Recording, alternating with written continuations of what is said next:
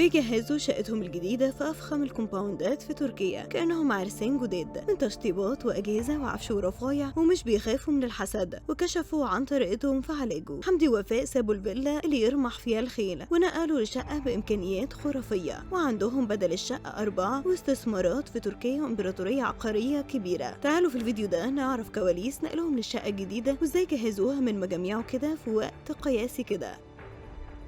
ما خدوش وقت خالص، استلموا الشقة ومفيش أسبوعين وكانوا فرشينها من مجاميعه، من عفش وأوض عيالهم، وشاركوا الجمهور كل التفاصيل، لفهم في المحلات أثناء اختيار العفش والأجهزة وكل تفاصيل الشقة. طبعا الكل مستغرب السرعة دي، ولكن الفلوس ليها عامل مهم، وحمدي ووفاء بعد سفرهم لتركيا بقى معاهم ملايين، فسهل عليهم جدا يشطبوا ويفرشوا شقة بالستايل ده. حمدي ووفاء نشروا فيديوهات وهم في المحل بيشتروا حاجات، وكانت كميات كبيرة جدا لدرجة انهم كانوا بيشتروا الحاجة ويركنوها في جنب في المحل لحد ما يحاسبوا عليها. لما خرجوا يحطوها في العربية كانت المفاجأة، العربية اتملت على آخرها. وفاء قالت له كفاية ولا نجيب عربية كبيرة، فبقى حمدي يبص لها ومتضايق لأن وفاء زي كل الستات في الشوبينج، وهو عارف إنها جايبة حاجات مهمة ومحتاجينها. وفاء لما نشرت الفيديو ده قالت لو ببلاش مش هعمل كده، ليك حق والله تتضايق، الموضوع صعب. وفاء عارفة إن حمدي تعب ماديا ومعنويا الفترة الأخيرة، وعشان كده قالت له تحب مكافأة إيه. برضه حمدي زي أي راجل مصري يحب الأكل ويعزه جدا، طلب منها تعمله لحمة ضاني باللية، وفعلا وفاء وعدته بعد الفرش تعملها له. البعض استغرب انهم مش بيداروا على شمعتهم ولا بيخافوا من الحسد، وبيعرضوا كل تفاصيل حياتهم واللي بيعملوه كده، وده اللي خلى حمدي يطلع ويتكلم عن الحسد وازاي بيحصنوا نفسهم وبيعالجوا. حمدي ووفاء مش بيكتفوا باذكار الصباح والمساء وبس، حمدي قال انا بوريك جزء صغير من نعم ربنا عليا، وعايزك تحسدني يلا احسدني. انا عندي فيلا باسمي وشقة كبيرة بستثمر فيها استثمار عقاري، وشقتين بتوع وفاء، واحدة بتجهزها، وشقة في كومباوند فيها كل الخدمات اللي اي حد يتمناها، وده غير شقة تانية باسم وفاء برضه للاستثمار. وبمبدأ فإما بنعمة ربك فحدث، هما ماشيين في حياتهم وقالوا اهم حاجة انك تعرض نعم ربنا عليك وتضحك في وش اللي بيحسدك، وما تخافش من الحسد وسيبها على ربنا. وفاء قالت ان الشقة اللي بيعرضوها في كومباوند دي نعمة صغيرة من نعم ربنا علينا، وجهزوها وفرشوها من مجاميعه، وجابوا غسالة 12 كيلو مجفف وعادي، وجابت العفش كله جديد. هما لسه ما استقروش بشكل رسمي، ولكن هما اتسرعوا في فرشها كده عشان مدارس عيالهم، لانهم نقلوا في مدارس قريبه من الشقه دي، ومن وقت للتاني كانوا بيروحوا يفرشوها لحد ما وفاء فتحت المطبخ وعملت لهم بيتزا وحواوشي، والكل انبهر بشطارتها كالعاده. حمدي ووفاء مش هيسيبوا الفيلا زي ما البعض كان معتقد، ومستغرب ازاي حد ممكن ينقل من فيلا اللي كلها خصوصيه ويروح لشقه صغيره، خاصه ان عددهم كبير، لكن الامكانيات في الكومباوند والشقه خلتهم يعملوا كده. وفاء محتاجه الجيم، وكمان حمدي والسبا، ومقررين انهم هيبداوا صفحه جديده وهيعملوا نيو لوك الفتره اللي جايه، وهيستفادوا من كل حاجه في الكومباوند، ومن الوقت للتاني هيروحوا برضو الفيلا في الويكند. حمدي قال ان الفيلا عمرها ما يفرطوا فيها وهيتورثها الاجيال من بعده. رايكم ايه في قرار حمدي ووفاء بالنقل من الفيلا للشقه؟ وبعد فرشها كده هل بقت احلى؟